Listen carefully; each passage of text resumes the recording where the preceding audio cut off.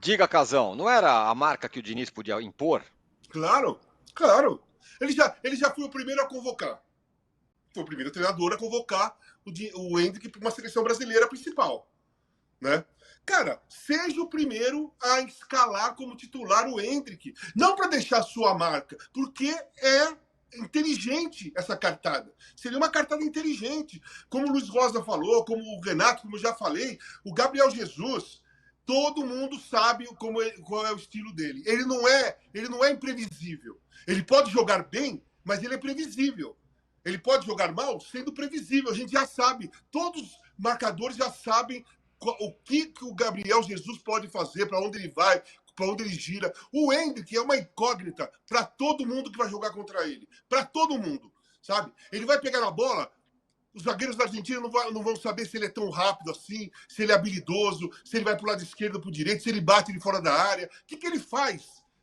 É desconhecido. É uma coisa desconhecida até para a gente, que nós estamos vendo ele jogar, mas nós não sabemos o tamanho da capacidade que ele tem, porque ele está jogando há pouco tempo. Mesmo nós que acompanhamos aqui, não sabemos totalmente qual é a capacidade dele. Os argentinos não conhecem nada da capacidade dele. E o moleque é bom jogador, não é que nós estamos falando de um cara que não fez nada ainda. Já fez, sabe? Levou, põe para jogar. Não faz sentido você convocar o Endrick e ficar segurando o Endrick, colocando jogadores já que todo mundo conhece, como Gabriel Jesus, por exemplo. Lança o Endrick, vai ser uma marca pessoal para o Diniz? Vai, principalmente se der certo. A pessoa, ele entra, faz seu primeiro gol como Pelé, no Maracanã, contra a Argentina e o Brasil vence. Cara, é uma marca impressionante, muito bonita, muito legal para um treinador e para o jogador. Agora, talvez falte coragem. Talvez tenha compromissos. É aquele negócio que eu falei do Tite também durante a Copa. Ele se compromete com os jogadores. O Daniel Alves, se vocês vão lembrar, ele foi treinar no Barcelona, porque ele não tinha time, né? Ele foi treinar lá no Barcelona, o preparador da seleção foi lá vê-lo treinar e falou, tá tudo legal, pode convocar. Ele foi convocado sem estar jogando. Por quê? O Tite se comprometeu com ele na época e falou, arruma um time que eu te convoco. Eu não tenho dúvida que foi dessa forma, tá? Se você tiver algum time, eu te convoco. Ele estava no México, né? E aí foi lá treinar, machucou, foi treinar no Barcelona e ele foi convocado. E o Gabriel Jesus também, me parece que está no mesmo pacote. O cara está machucado. O cara estava machucado no Arsenal. Como que você convoca o cara machucado para tentar recuperar aqui, para fazer um jogo, cara? Pô, ainda se fosse, o Neymar, na frase boa do Neymar, tá machucado o Neymar, aquela época que ele driblava todo mundo e tal, traz. Pô, tenta recuperar o Neymar, né, em fase boa, para tentar jogar. Agora, o Gabriel Jesus, cara, é aquilo que eu falei, ele pode jogar bem, mas não é uma coisa impressionante, nem que vai mudar alguma coisa de interessante no futebol da seleção brasileira. O Endrick, sim. Eu escalaria Endrick e Paulinho, como eu falei antes. Martinelli, Endrick e Paulinho. Eu colocaria. 3 moleques... Fora que também... Ô, Casão, só lembrar uma coisinha. Fala, Luiz. Não, pode ir, Renato. Pode ir, Renato. Não, eu quero só lembrar a história do Daniel Alves. A promessa do Daniel Alves é até anterior a essa história que você contou, Casagrande, que é correta. Mas foi na Copa passada, quando ele machuca, e aí ele disse o Daniel Alves, se você se mantiver ativo até a próxima Copa, a sua convocação está garantida. Foi. Verdade. E aí, mais próximo da Copa, aconteceu isso que você falou. Ele estava meio que sem clube e tal, o Tite disse, olha, se mantém em atividade que eu te levo. Foi uma promessa. Exatamente. Entendeu? Agora, concordo integralmente. A observação do Casagrande é perfeita. Quer dizer, se fosse o Neymar, até você entenderia. Agora, o Gabriel Jesus, no momento em que você tem o Endrick voando... Gente, é o melhor momento da carreira do Endrick. Luiz pode me desmentir, mas eu acho que é o melhor momento da carreira do Endrick. Claro. Esses últimos jogos do Palmeiras, o que ele fez contra o Botafogo é coisa de craque veterano. Pegou a bola e disse, dá em mim. E foi lá e comandou a virada, cara. E depois fez o outro gol da vitória. Ele está voando. Então, você tem um cara desse voando, fedendo a gol, como a gente costuma dizer na linguagem chula aí da boleirada, pô, você vai trazer o Gabriel Jesus para ocupar essa vaga. Ah, pelo amor de Deus. É muita teimosia, muita tolice do Fernando Diniz.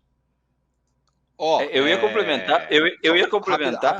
Rapidamente, Rosa, vou passar a bola para você só para dar um pequeno pitaco. O Palmeiras está rumando para o título brasileiro e isso que está acontecendo tem nome e sobrenome para mim. É Endrick. Claro. Foi a partir do momento que esse cara entrou e começou a decidir jogo. É mais ou menos, por incrível que possa parecer, essa comparação, é mais ou menos como o Gabriel Jesus fez quando o Palmeiras foi campeão com o Cuca aquela vez. Ele fazia gol todo jogo. Ele levou o Palmeiras ao título brasileiro fazendo gol toda hora. Naquele ano, Tironi, 2017, por aí. 2016. Tironi, deixa eu te lembrar, você me fez lembrar uma coisa. E foi assim que a seleção brasileira deu a volta nas eliminatórias para 18, quando o Tite levou o Gabriel Jesus pela primeira vez, escalou o Gabriel Jesus lá no Equador. O Brasil era sexto colocado, o Equador era primeiro colocado, o Gabriel Jesus fez 2 gols e sofreu um pênalti. Isso. Foi a primeira partida do Tite e a primeira partida do Gabriel Jesus. E dali em diante, o Brasil voou e chegou em primeiro lugar nas eliminatórias. Foi isso que aconteceu nas eliminatórias de 18. E agora está acontecendo de novo com o Endrick. Né? Diga, Rosa, só o pitaco que eu queria dar. O Endrick, nesse momento, é mais ou menos como o Gabriel Jesus daquele 2016, né? Você lembrou o ano? Sim, 2016. Foi. Que o Cuca... O Gabriel Jesus ele estava vendido já e ele fazia gol todo jogo. Ele fez aquele gol salvador contra o Flamengo. Quando o Flamengo estava na cola do Palmeiras, empatou aquele jogo e o Palmeiras rumou para o título. Mas diga lá. Não, o Oswaldo não queria escalar, lembra que teve aquele meme isso, lá? Gabriel. Mas eu queria também entender, acho que o Renato, que conhece muitos jogos no Maracanã, o humor do torcedor também, né? O torcedor vai para ver o Endrick, né? Porque é tanta expectativa, tanto falar assim, corre o risco do Diniz amanhã, no começo da partida, a torcida começar a gritar Endrick também, né? Então, assim, tem esse carinho com o torcedor. Tem esse carinho com o torcedor, né? Exatamente. E tem esse carinho com o torcedor, não é, Endrick? Fala assim, olha, gente... Pode ir, Renato, pode ir. Novidade do futebol. O Endrick é a grande novidade do futebol brasileiro, gente. O nego vai ver o Messi, sim, mas quer ver o Endrick. Porque o contraponto, olha só que eu vou falar o tamanho, o contraponto brasileiro do Messi neste momento é o Endrick. É o cara de maior talento, é o cara que pode fazer a diferença. O resto do time, Neymar não tá, Vinícius não tá. Olha só, pode ter 3 gritos amanhã. Poderá ter 3 gritos amanhã. Endrick, vaia no Gabriel Jesus e burro pro Diniz se ele não colocar o Endrick. Esses 3 gritos, isso mesmo. É muito possível que aconteça. Então, tem um carinho com o torcedor, entenda o momento, né? Faz aquele chamego. Olha, gente, pô, o cara pagou o ingresso, né? E é tão caro, é tão difícil a seleção brasileira jogar no Maracanã. Pô, põe o jogador que é atração e ele vai levantar a torcida, né? Mas também é difícil entender a cabeça de treinador, né? Mas eu acho que eu concordo com você. Eu tava pensando só no burro, né? Porque se a Argentina fizer 1-0 ali e a gente jogar mal, vai ser aquele Endrick, você... Aguardemos as cenas dos próximos capítulos. Desculpa interromper aí, Tironi.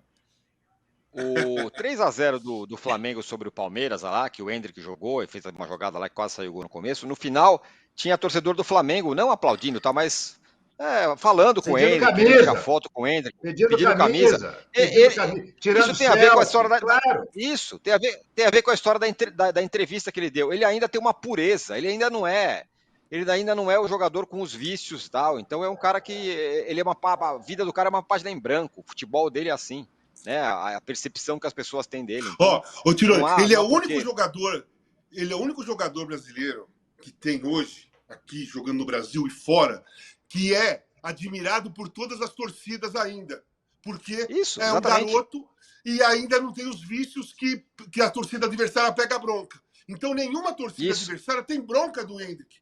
Ele pode ser o grande ídolo no futuro da seleção brasileira e ele pode ser o responsável para criar novamente uma identificação a identificação da torcida brasileira com a seleção e criar uma nova identidade. Eu acho que o Endrick pode fazer esse papel, não é uma responsabilidade, não tem que ser uma bomba na mão dele, mas naturalmente ele pode ser o principal personagem dessa mudança. da seleção brasileira. Não, e é também o único jogador que joga no Brasil que pode ser titular de seleção, se eu não estou enganado. O resto joga fora, né? O torcedor também está carente Tem o disso. André, tem o André do Fluminense, né? Isso, o André do Fluminense. Que também jogou muito bem. Foi muito bem contra a Colômbia. Tá, um dos poucos que se salvaram. E que também vai embora. Aliás, vão embora o Hendrick e o André, vão os dois, né? Isso. O Tonho da Lua que fala que em 89 não queriam o Romário, ele jogou e matou o jogo e foram para a Copa. Aquele jogo contra o Uruguai, que deu a classificação para o Brasil para a Copa do Mundo. Não, esse foi em 93. Em 89 ele foi também, mas ele chegou machucado da Copa América. Chegou machucado na Copa. Esse aí foi 93. Isso.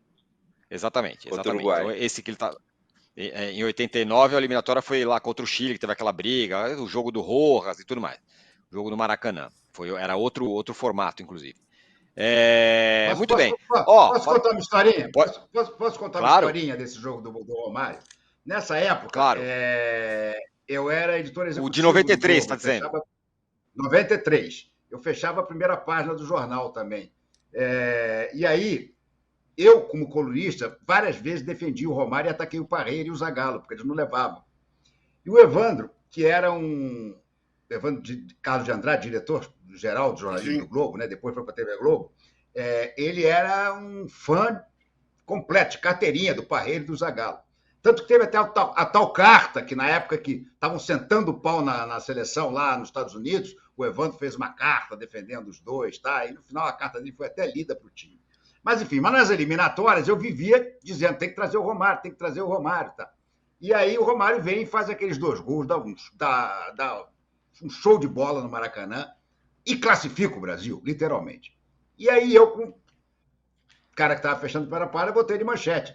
Romário classifica o Brasil para a Copa. Só que na época, sempre que quem estava fechando a pera-página, tinha que ligar para o Evandro para ver se o Evandro aprovava. Aí eu liguei para ele, Evandro, tá pronto aqui, olha, linda aqui, Romário. Não! Romário não classifica. Não. Como não, Romário? Como o cara fez 2 gols? Não, mas não quero. Bota, Romário brilha na classificação do Brasil. Agora, Romário classifica o Brasil? Não! E saiu com o Romário brilha? Claro, né? Manda quem pode obedecer. Quem manda? Exatamente. Quem manda? Se eu boto outra manchete, eu tô na rua no dia seguinte. Romário classifica Perderam o Brasil. A chance numa manchete épica. Romário classifica. Pitou o Romário brilha. O Brasil e demite Renato Maurício Prado. Rapaz.